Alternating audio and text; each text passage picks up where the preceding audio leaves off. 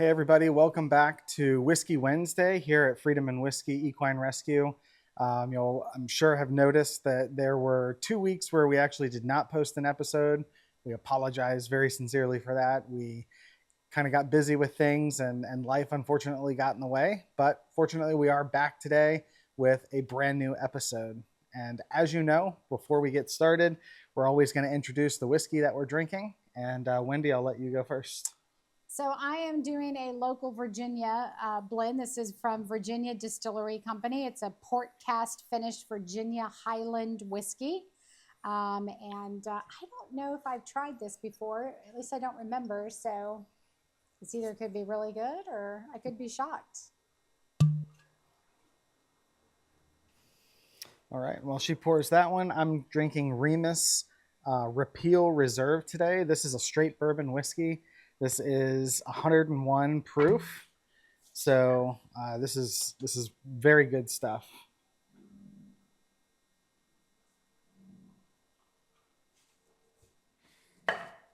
Oh, we'll get that later. All right. Very good. Cheers. Cheers. And here we go.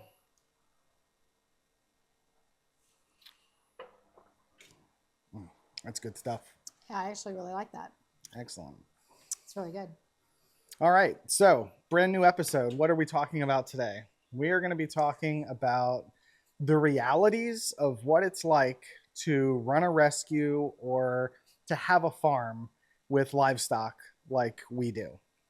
And the reason we're tackling this topic today is because probably the number one comment we get from people when we meet them. This includes some friends. It includes random acquaintances, people who learn about the farm and what we do. But the number one thing that we hear from people is, "You're living my dream.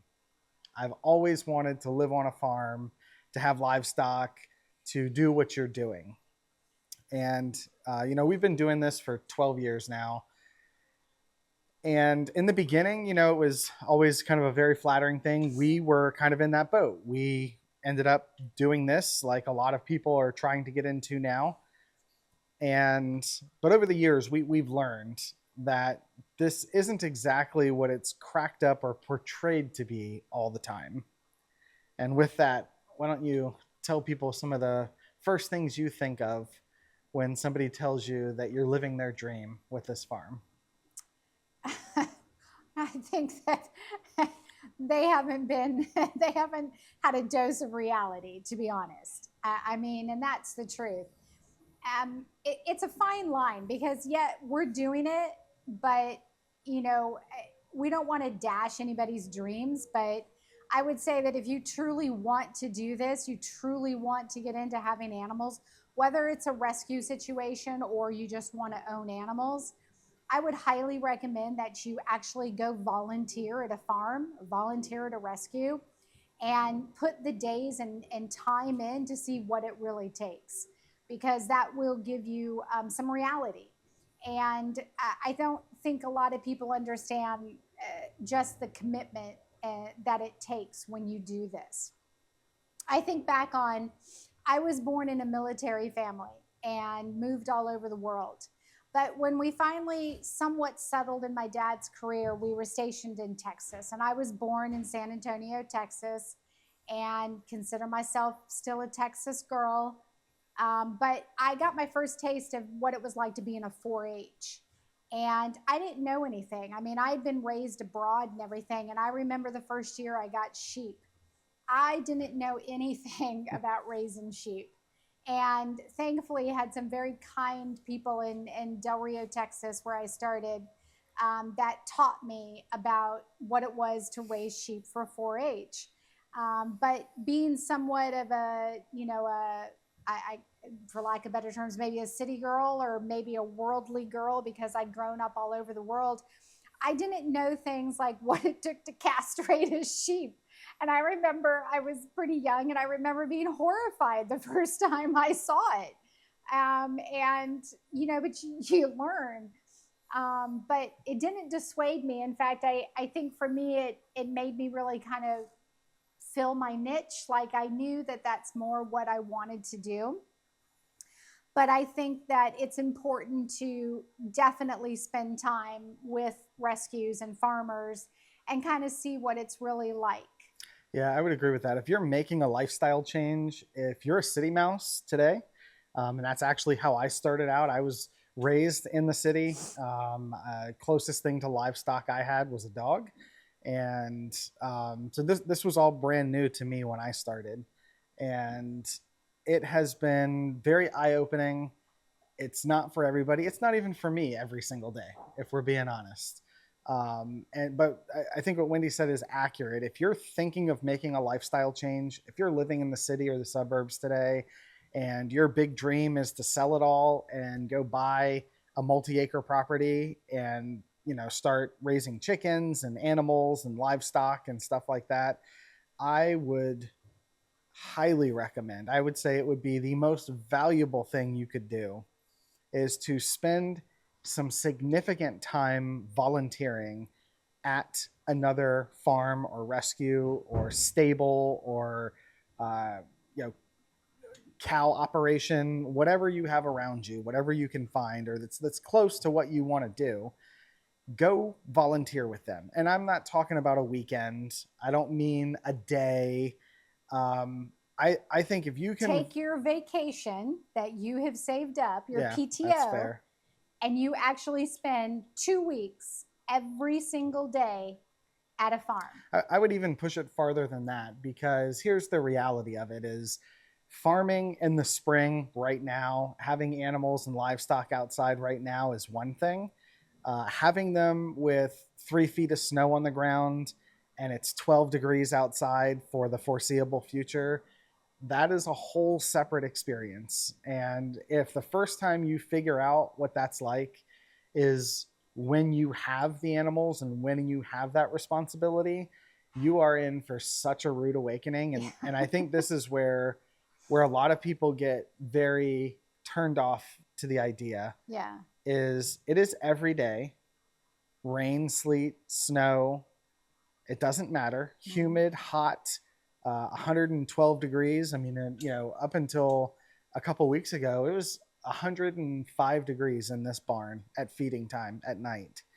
And it doesn't matter.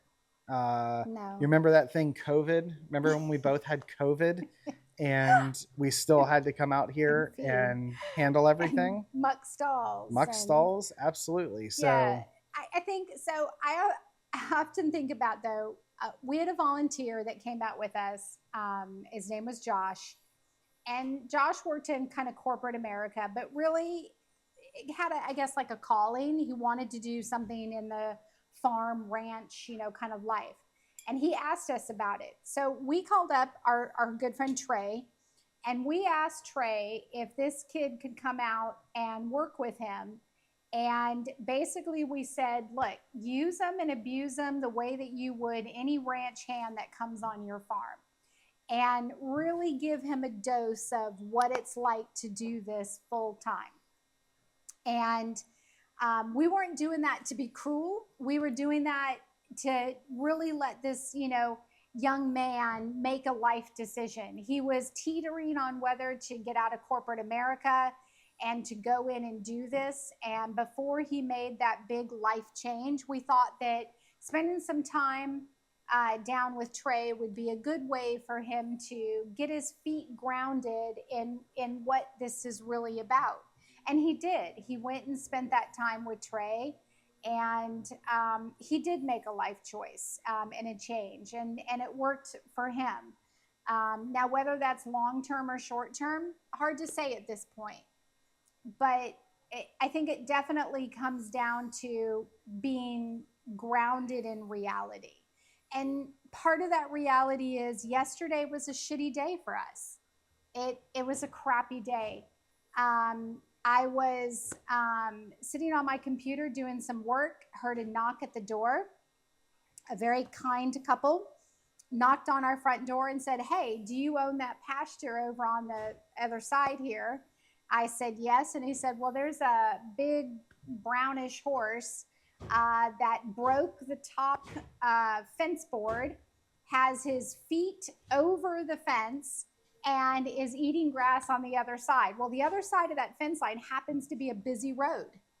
And I was like, oh my God, thank you very much. And I immediately ran in the house. Stephen was not at home. So I yelled to my son and said, hey, come help me.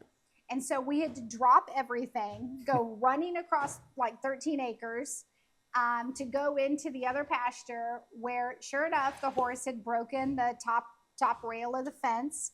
And the electric wire that we have up there was disabled, so that wasn't even stopping him. And he was checking out the grass on the other side. I mean, he has 13 acres of grass, but that didn't matter. He wanted the stuff on the other side of the fence. So had to stop everything, get a halter on him, bring him back into the barn. And because I couldn't put him in any of our other pastures, I ended up having to put him in a stall. And so we had to get hay and water and everything else fixed for him and get him put into the stall.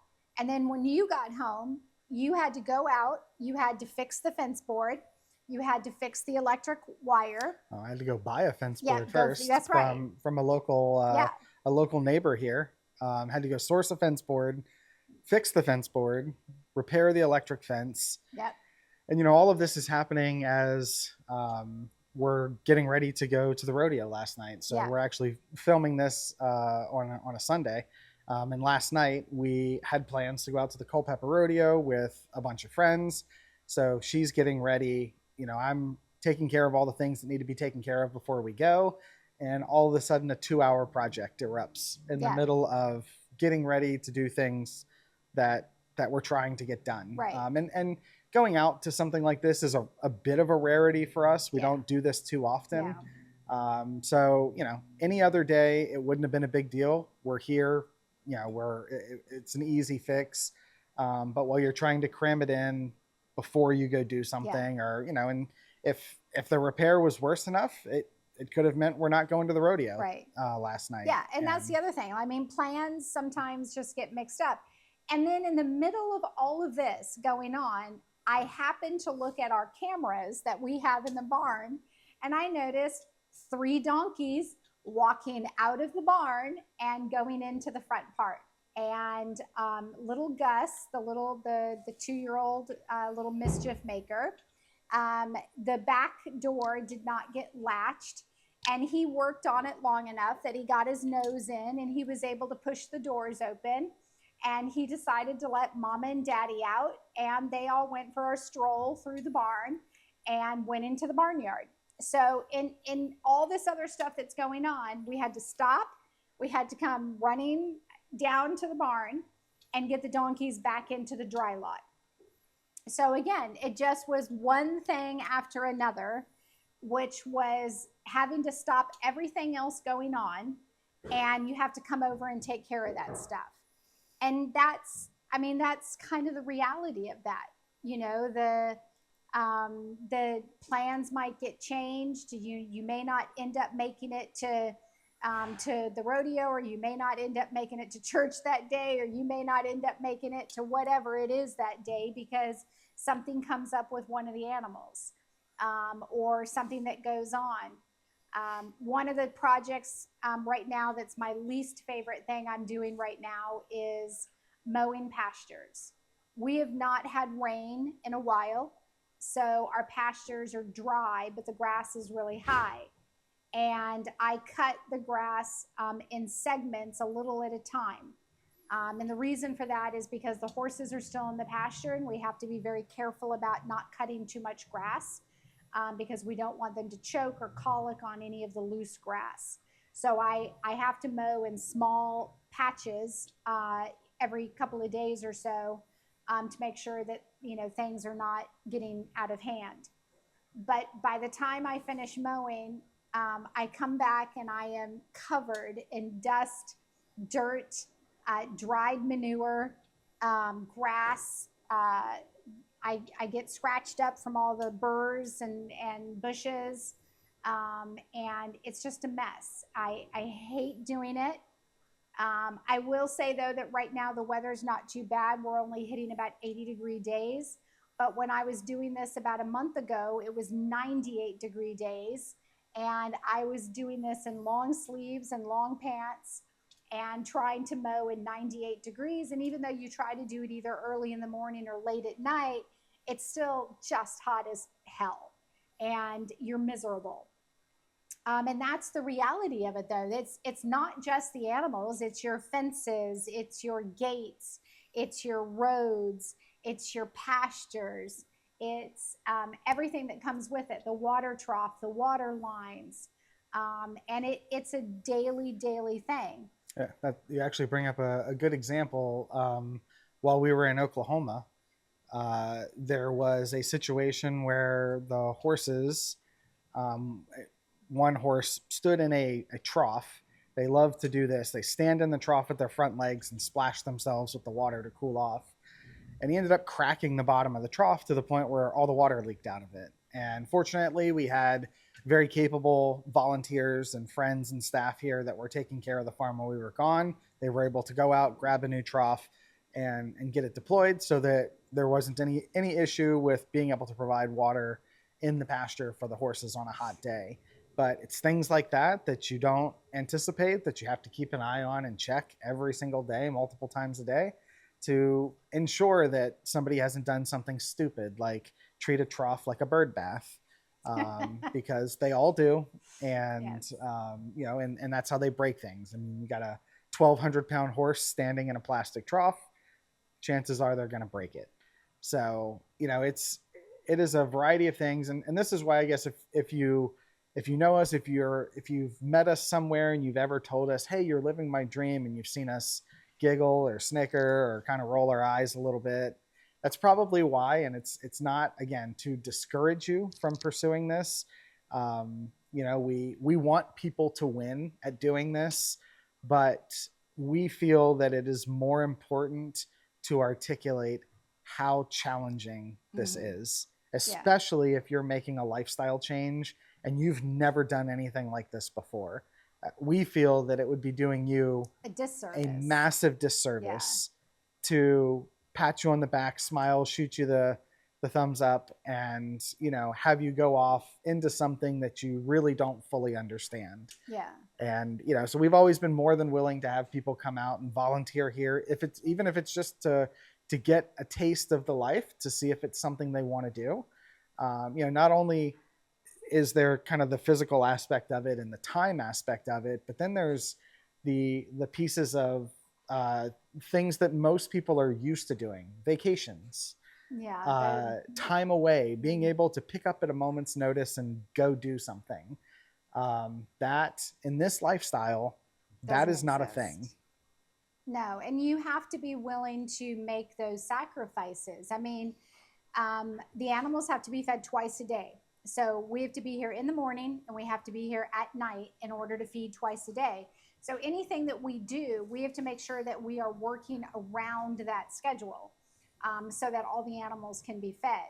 And if we're not going to be here, then we have to arrange for somebody to come in and feed for us, which is not always easy.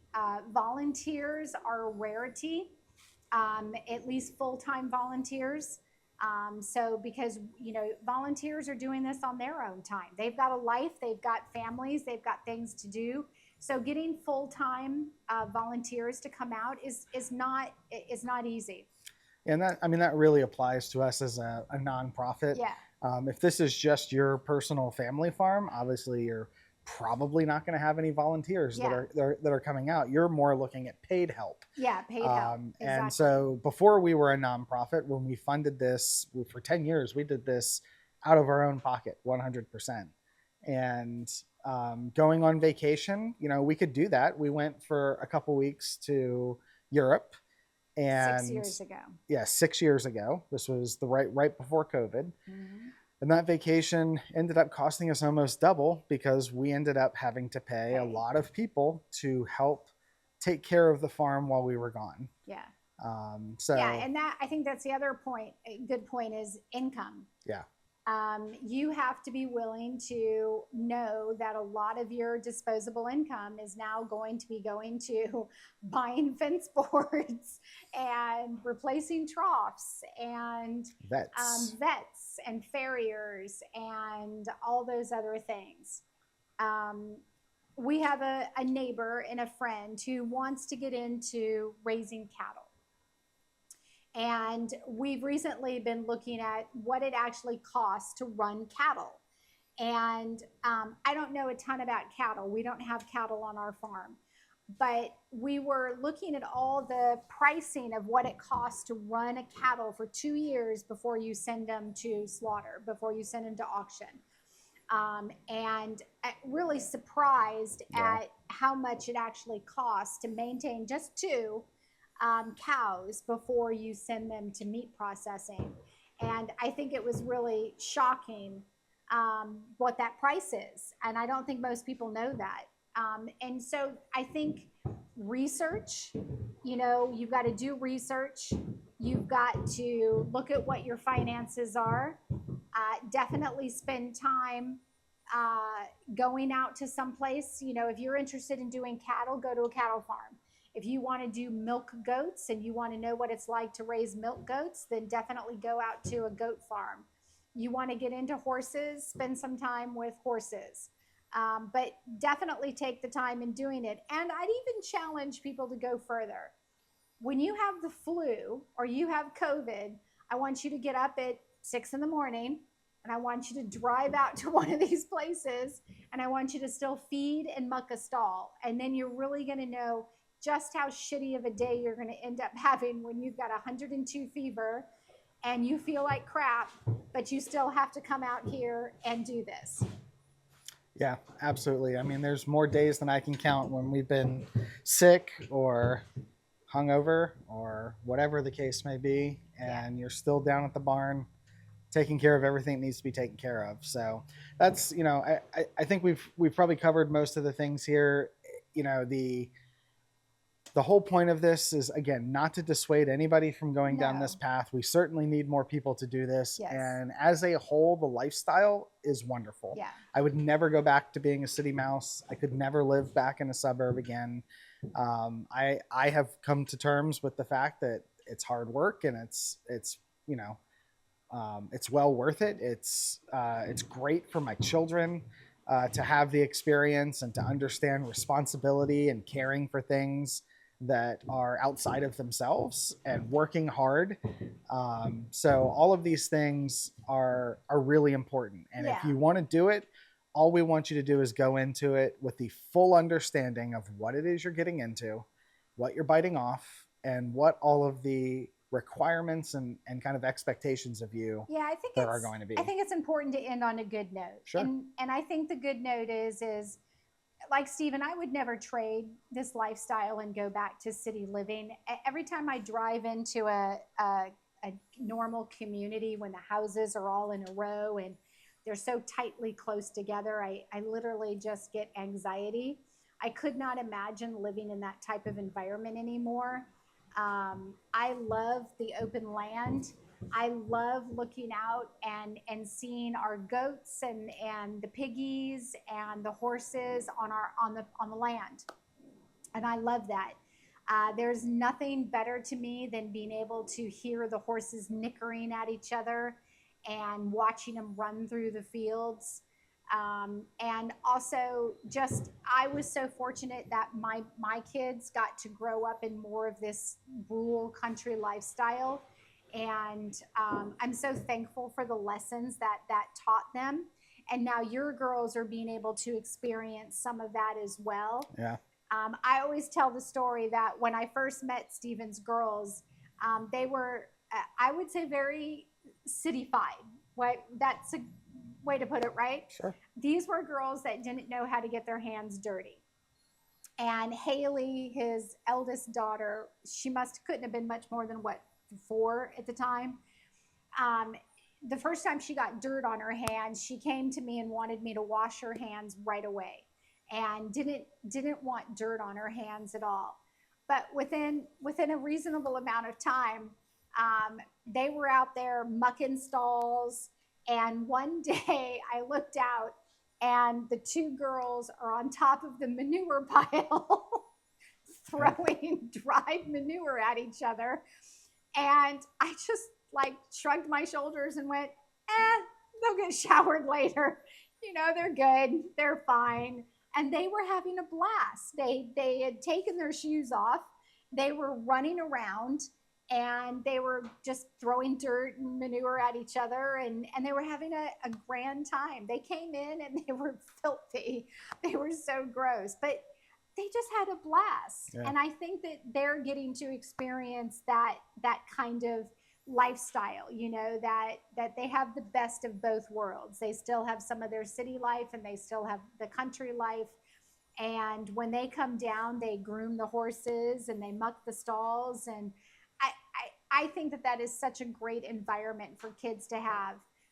One of the things that we do is we grow a vegetable garden. Mm-hmm. So on another positive note, we're growing our own food.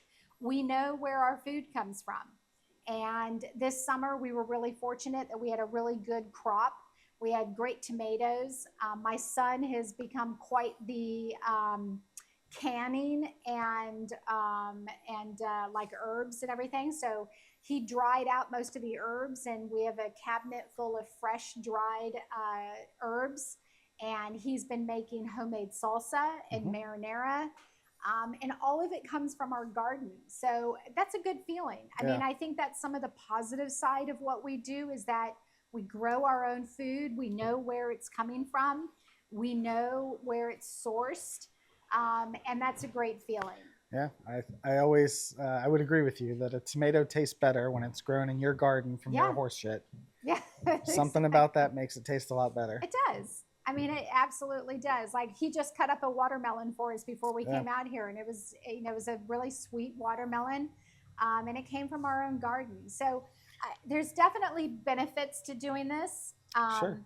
It's hard work, and I think that the takeaway here is definitely don't want to be discouraging in any way, but do your research. Come spend time. You know, we have an extra guest room, so if you want to come out and spend a week with us and get to know what it's like, hey, we're more than willing to sign you up for a week's worth of work.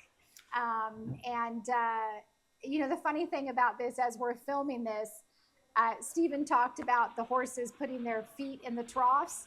You may not be able to hear it, but one of the horses is off on the side right here, and he has his feet in the trough, and he is going to town. Bathing himself right now. So we're going to be, as soon as we end this, we're going to have to go out to the trough. We're going to have to dump it out, clean it, fill it back up, and see if there's any damage to the trough. Absolutely. And this happens, by the way, this is a regular occurrence here. Yes.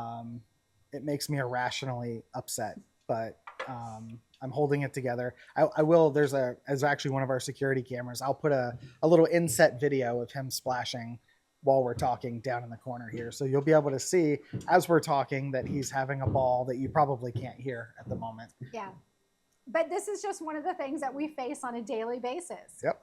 It's just one of the things that you're like, all right, well, now we just have to take extra time and we have to go out and do this and take care of it. I will point out that it is her horse. So draw from that conclusion what you will. You're assuming it's my horse. Oh, I know it is. Oh, I know it is. It totally is.